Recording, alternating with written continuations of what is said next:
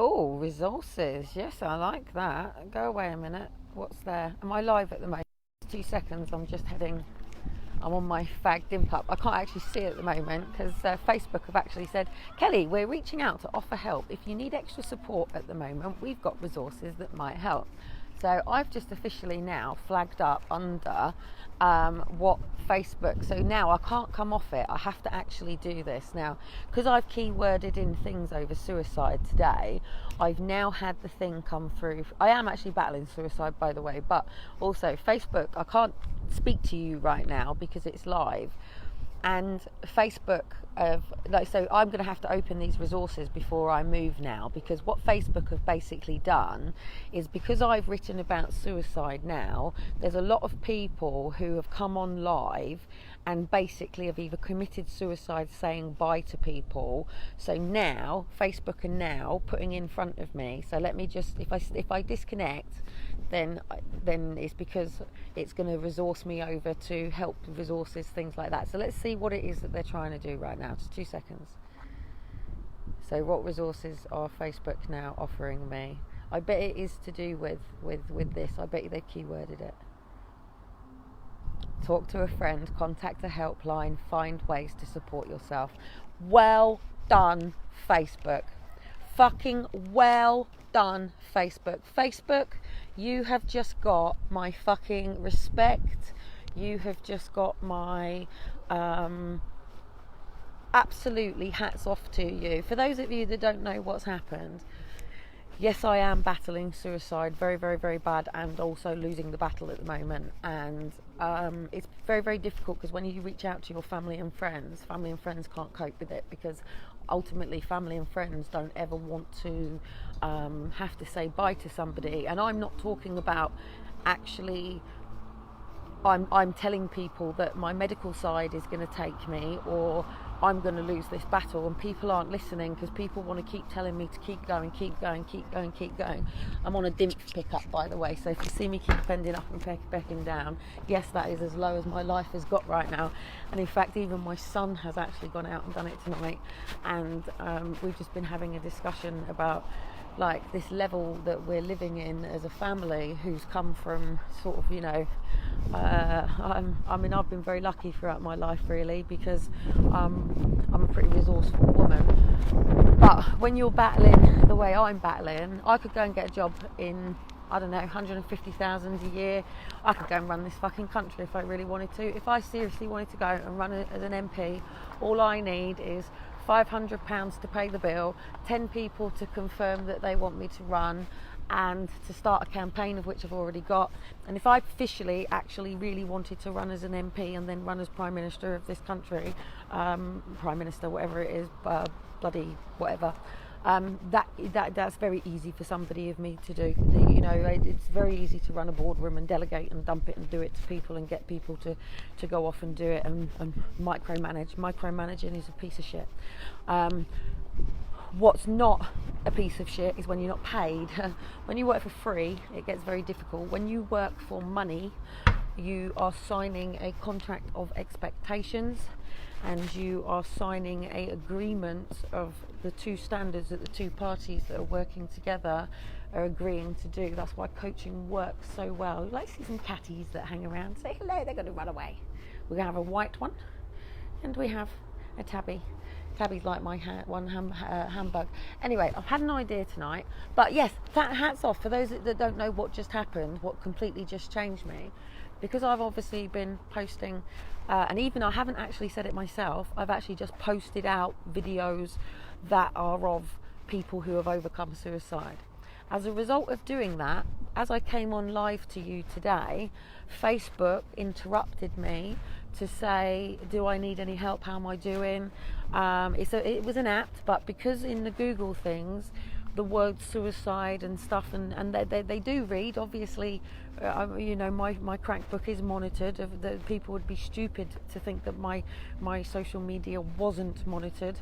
The fact that 2 police officers attended my front door over the D-Day, when, you know, how would you know this stuff unless you read my crack book?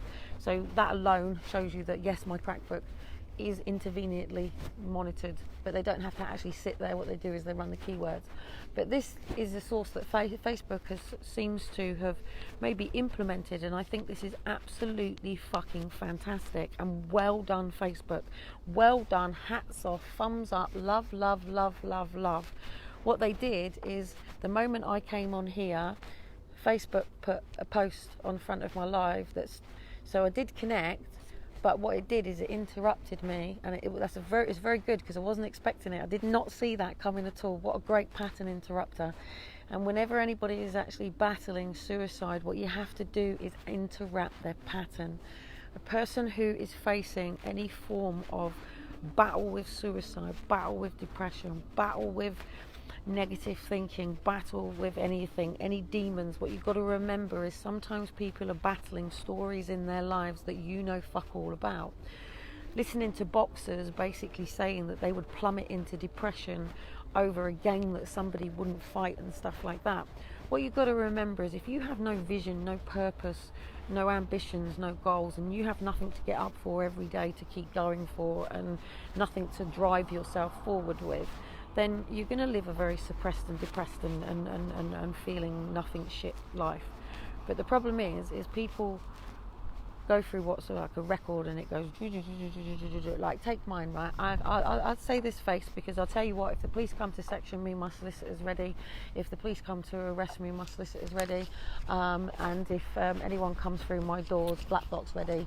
And if anyone detains me in any way, shape or form, a couple of MI5 people and a couple of ex-army people are ready. So I'll say it open and I'll say it dry, and it's about time that somebody did, because we could save a lot of lives if people could just understand the battle of the mind that goes on when you hit into a place of what is classed as suicide. Now, it's not called suicide. The reason it's called suicide is suicide, by the definition of the dictionary, is basically for one to take their own life. So suicide is not actually what you're going through. You're not actually going through suicidal thoughts. It's just a bad way that our psychological word and our linguistics people have put together meanings and concepts of words and stuff like that. And it's really difficult, because I'm walking down here right now, there's some music going on in the background out there, but what if that music wasn't going on out in the background, but it was actually going on in my head? I listen to songs in my head all day. So if that, look, the battlefield goes on whether you like it or not. Your subconscious, unconscious goes on all the time.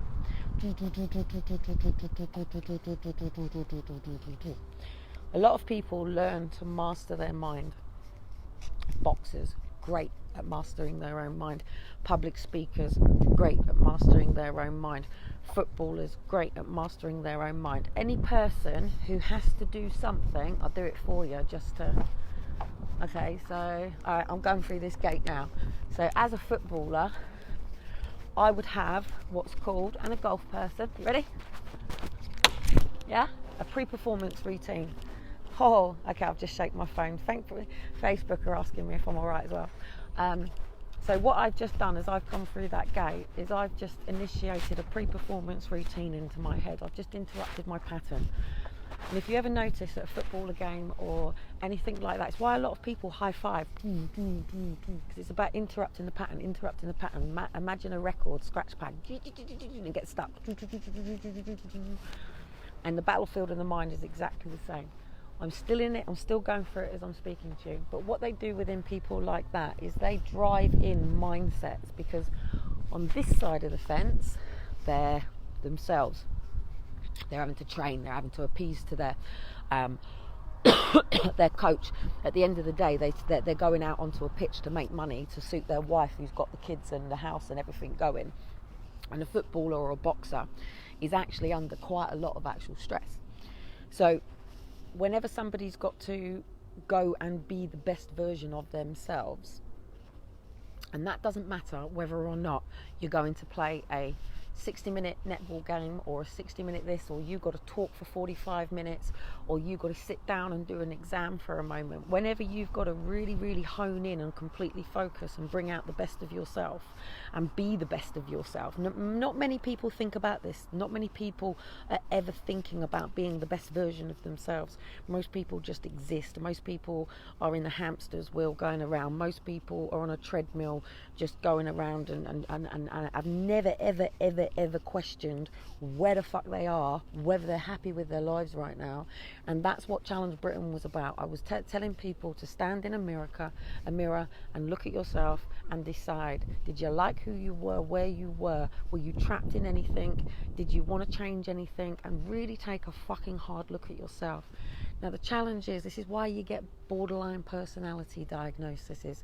This is why the majority of people, if I went around and I actually questioned every single person on benefits, I guarantee you there's very few genuine people on Job Seekers that are doing 40 hours a week job hunting. That's what you're actually meant to do. When you are on Job Seekers, you actually sign to say that you are going to commit yourself to exactly the same amount of hours that you would work to finding a job. That you have to be the best version of yourself, and you've got to get out there and knock on doors and, hey, this is me, I'm so-and-so, this is what I do, this is who I am, and this is how much I charge. Do you need my service right now? No. Fantastic. Okay, thank you. On to the next one. And they don't stop until they get the yes. They're not interested in the no's. Kentucky Fried Chicken had 9,009 no's, mate, before he got his first yes, and he kept going. That is what the expectation at the job centre is. But unfortunately, at the job centre, the majority of the people that are actually in job centres are coming from a point of view, and I'm not putting everybody in that same brush, because of course I have a degree, so I would crush that immediately, and I'm on the benefit centre.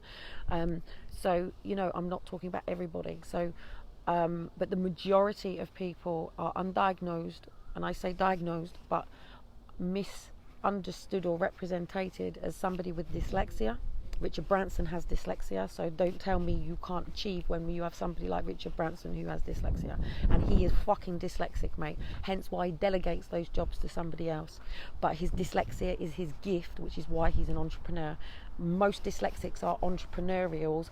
They just need an accountant and a solicitor and a business manager to deal with the shit that they can't deal with. Then they are entrepreneurs. But by having those people makes you an entrepreneur in the first place. But anyway, when it comes to the battlefield of the mind, literally, and I'm stood here at the moment in my bit of a crossing, because I've got this like terrorist thing in front of me, and then I've got to go through this gate, and ping pong has to go back and forth, yeah? Back forth, back forth, yes, no, can do, can't do, can do, can't do, I'm fat, I'm thin, I don't like myself, I'm ugly, he loves me, he doesn't. Do you know how many women do that? He loves me now, he loves me now. They big fucking daisy chains doing it. I can remember as a kid doing it. And then actually you're sitting there on the last one just thinking, oh shit, no, that's not the answer I wanted. But anyway, that's the same battlefield you go through all the time. Doesn't matter who you are. Even the Queen has this battlefield.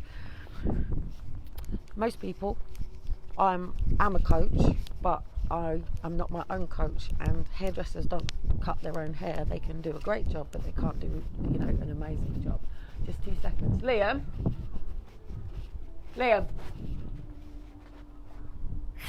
you can't do. Liam.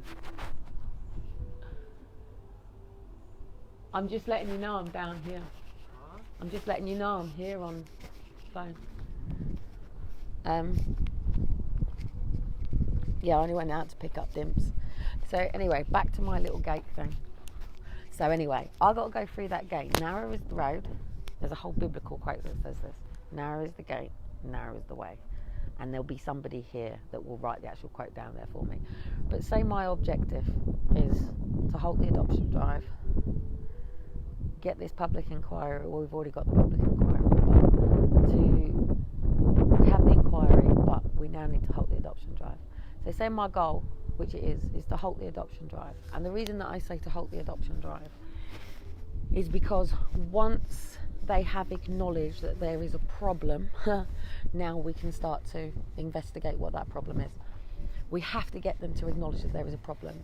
And I really need you, like seriously, if you don't step forward and come forward into this children's social care inquiry, I will kill myself, literally. I will not go through this next stage and next level without the hope and faith that we have got no other levels from this. I've been in this tirelessly now for this is my 7th January, guys. This is my 7th January, and I don't stop day in, day out. If I'm not working on Home for Christmas with somebody, or Families Reunited, or Forced Adoption Exposed, or somebody through Step Up Britain, you know, or somebody here, or somebody out there, or people on Crackbook, or, you know, I've got a lady. Oh, seriously, come meet my lady. Come meet my lady.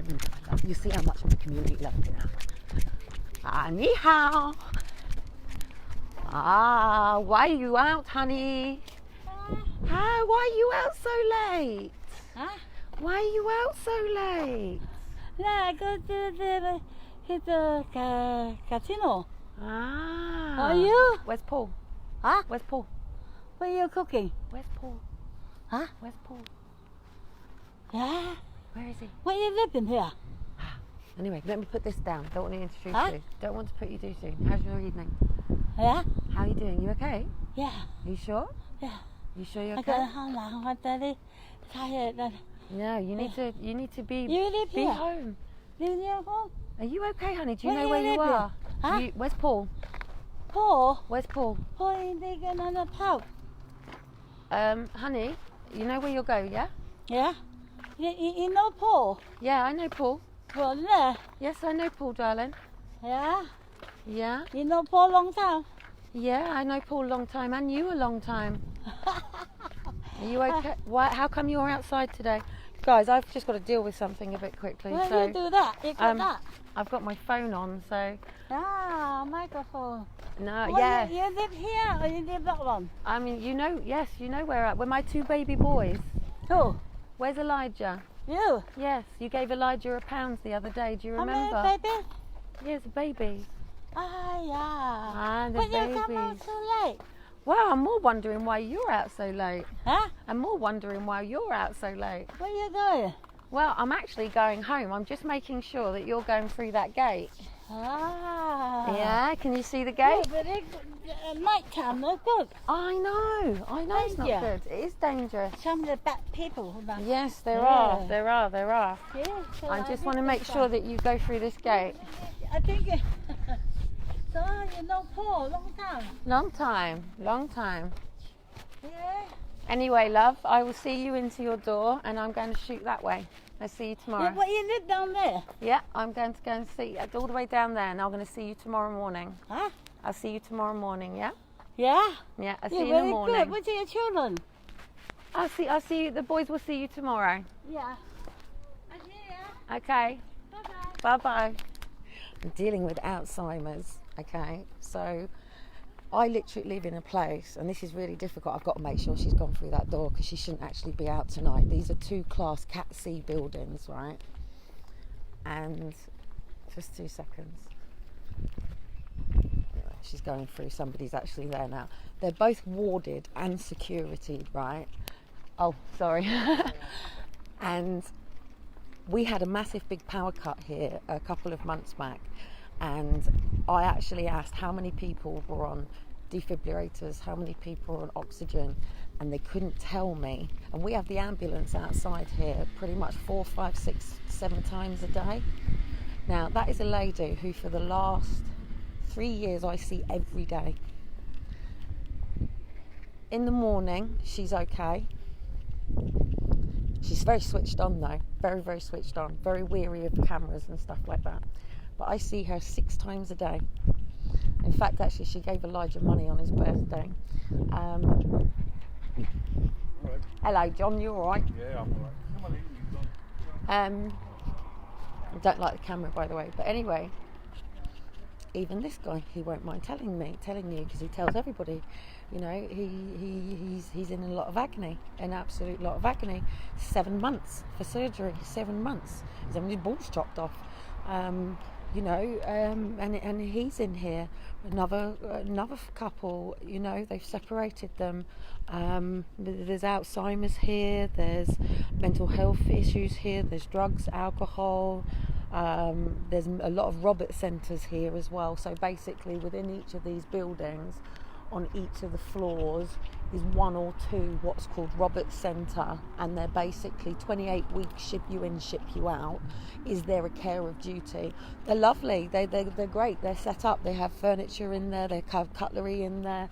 And literally, if you go to Portsmouth City Council and you are a family and you're homeless, you base it in the Robert Centres. If you actually Google Kelly Cotton Robert Centre, you'll see me and Elijah in the papers here with it.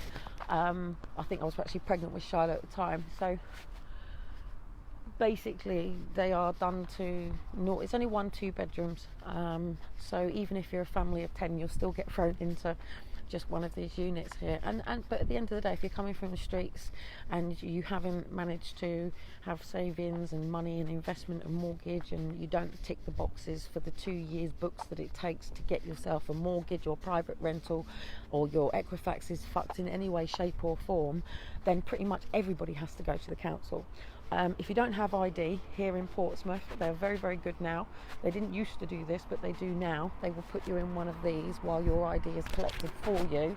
But they are checked on 3 times a day. So literally 3 times a day somebody attends for those. For other people, they just turn up once a day. It's really sad watching it happen. I've seen so many deaths. In fact, actually, I take you over to...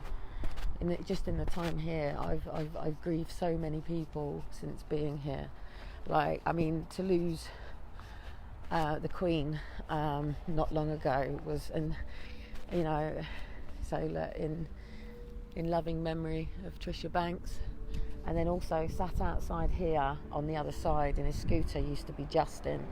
And when I was assaulted by the police officer just over there, and they were detaining me, Justin actually came out from his block of flats he could see from his window, and he came along on his scooter to try to stop and intervene on it. He was an ex-veteran, and he was actually there was no health reasons with him whatsoever. He was doing really well, apart from, you know, CPD a bit with his drinking and stuff like that, and more his trauma.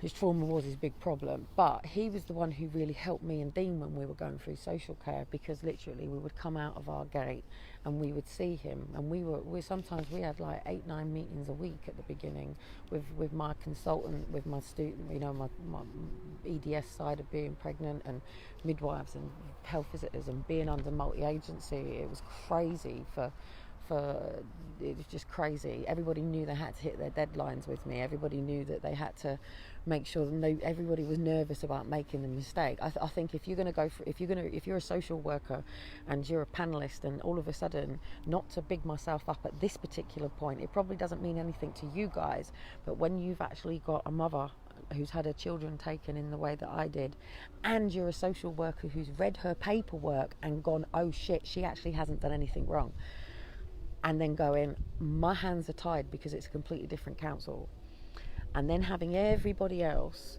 around that table having to look at you, knowing full well that all this time you've been telling the truth, but they've now got to go and do it to you again. You don't want to be the one that fucks up. Not when that mother is sitting at the table going, you come through my door to take my son, you go out with a bullet to your head, and the psychological report says don't push it. You know, so I've gone through so much grief since I've been in this campaign as well. It is like a soldier going out to the war, and even though we're not seeing the blood and well, we are seeing the blood and the things, not in the same way that, you know, our UK and America and all these soldiers. This is ridiculous. Why are so many bloodbaths going on around the world right now? My heart can't take it.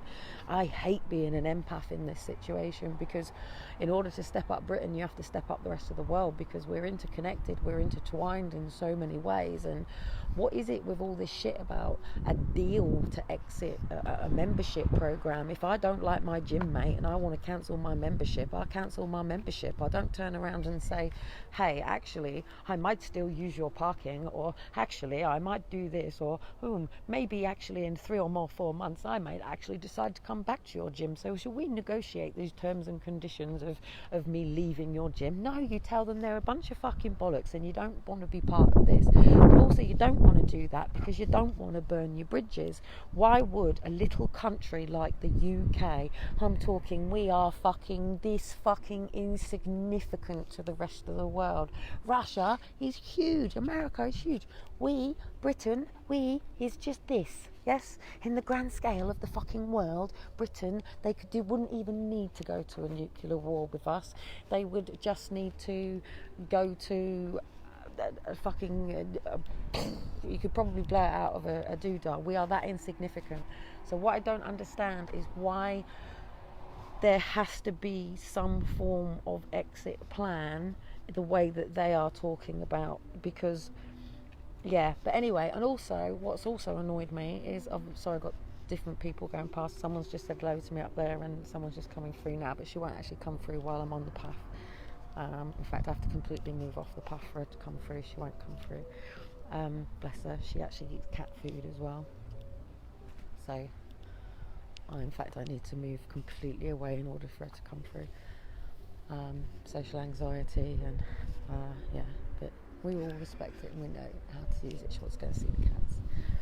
Sometimes people don't like coming out into the garden because it just creates so much social anxiety, and these are the 3 things that we don't talk about. We don't talk about social anxiety, we don't talk about suicide thoughts, and we don't talk about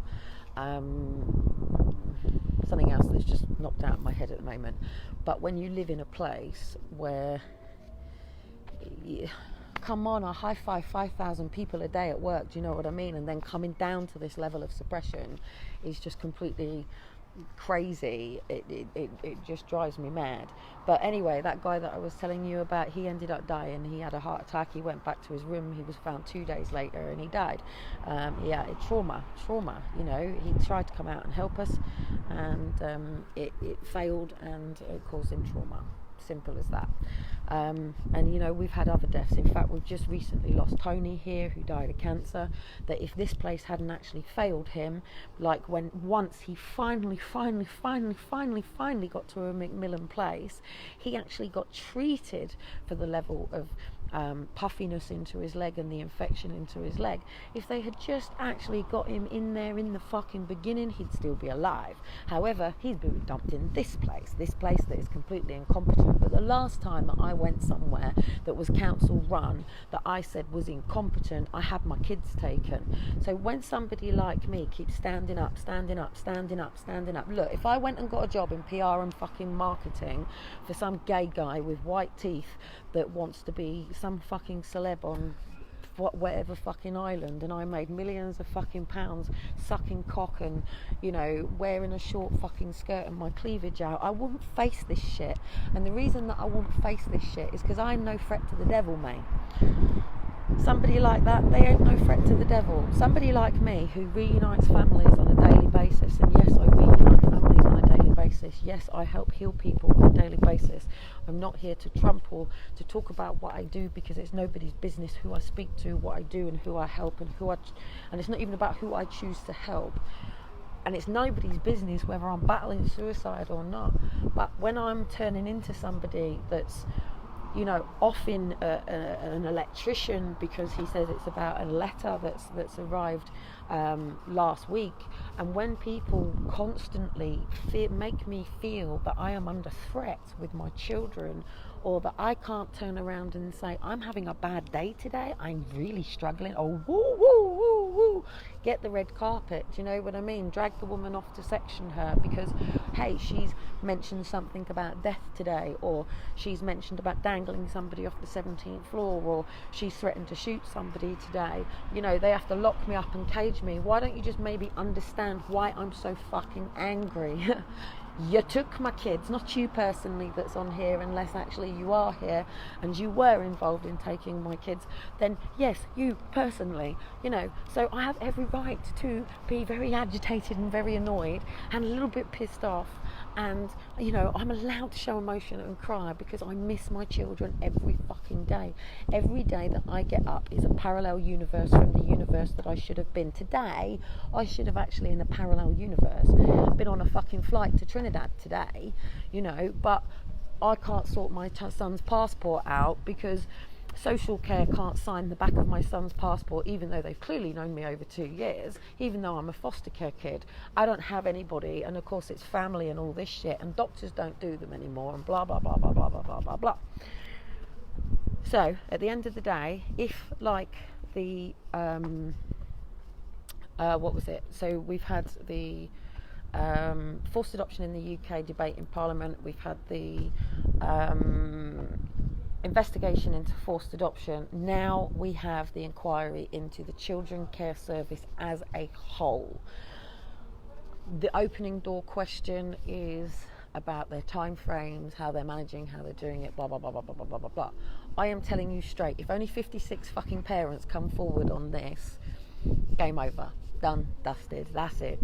To get this wound up and done again under a new parliamentary, when we're going through exit, when they're rewriting all of the laws again. Don't forget, Britain is rewriting the laws as we know it, right here, right now, as we live and breathe. People are being put into position. So Nadine has gone, bye-bye Nadine. So the head of the children social care, who we've had, so Nadine, the person that I take, he's gone. He's now the head of some fucking transportation and trafficking where he fucking belongs. I hope it drives him back to Iran, I really do.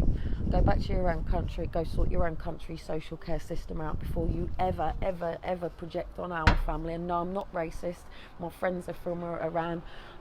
You know, I'm not racist to any culture or any country. What I don't like is cunts, and he's a cunt. He's a coward and a cunt. So anyway, we've got a new woman up, new head of children's social care, and the whole thing needs revising. The whole thing. When you look at the statistics of the amount of children coming out of care homes, I shouldn't be living in a place like this that I'm having to watch so many people struggle through battles that they shouldn't really having over a fucking community centre. You know, the guy that came out a moment ago who just sort of briefly said hello, you know, has to go all the way back upstairs to empty his catheter when there's a community centre with a toilet in there. Do you know what I mean? So, and parents that sit outside here with their kids have to take their kids back upstairs. So if you've got one that just needs a nappy change, okay, you can do it out here, that's great. But who wants to change their baby's nappies in public with a big tall building where people can see everything that's going on? You know, open the fucking community centre. So, you know, it's a community centre, so therefore use it as a community centre. But the problem is because on a daily basis I'm standing up, it means that I'm just worn down all the time by projections, naysayers, this, that, and it does my fucking nut in. And I'm going to make sure my neighbour knows I'm on DIMP pickups, so hopefully his DIMP pickup will be there at the end of it. And I'm not going up yet. I said I'm on DIMP pickup, so I'll be waiting for yours in a minute.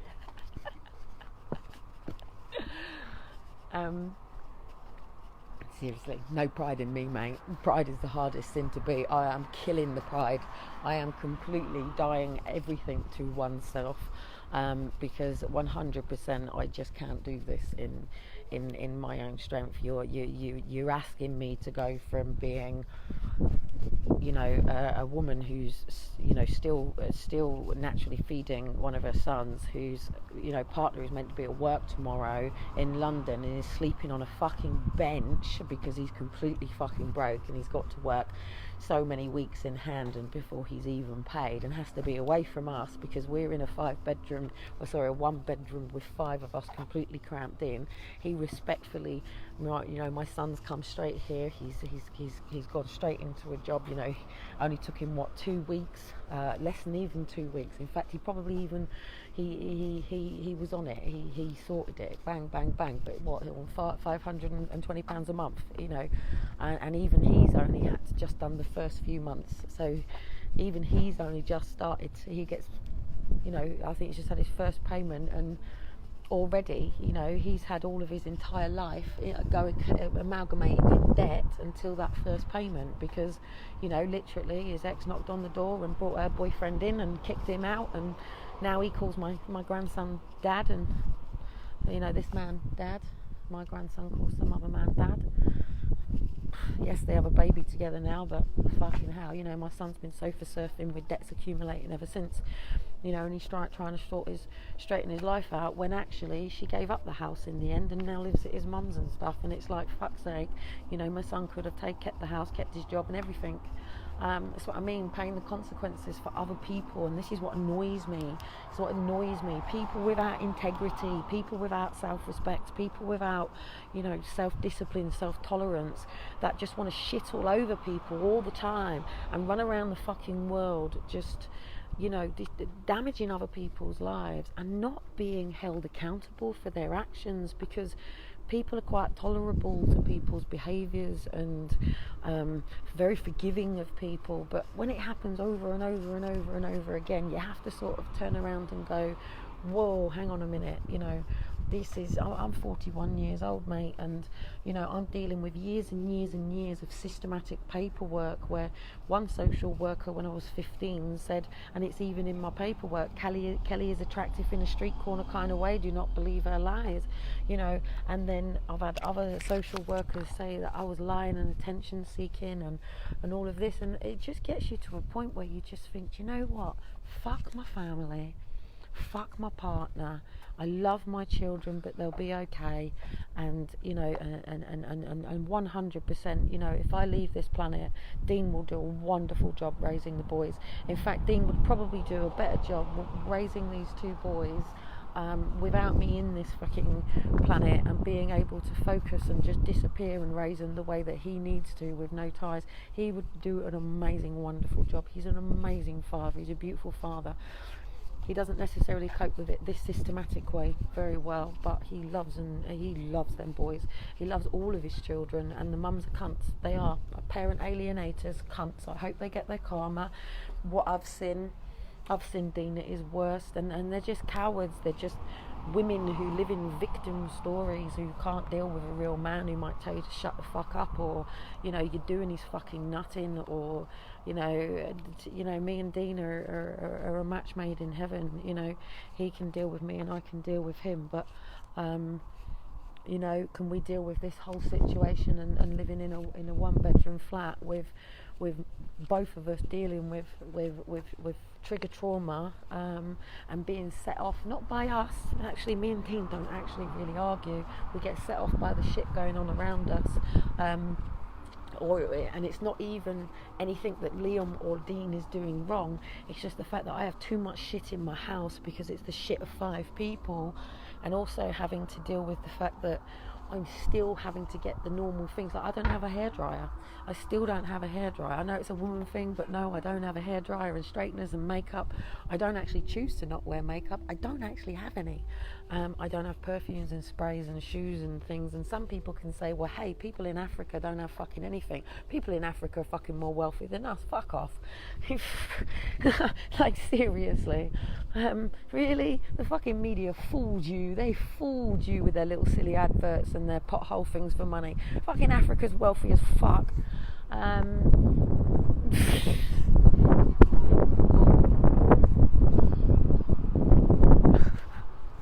Seriously, Africa's wealthy as fuck. Yes, there are the divided countries. It's like going to Egypt. In Egypt, it's like, hang on, oh no, it's like, in Egypt, it's like literally, it's like 2 stories, £1 million. Poverty, £1 million. Poverty, £1 million. As you go down the, and yes, I have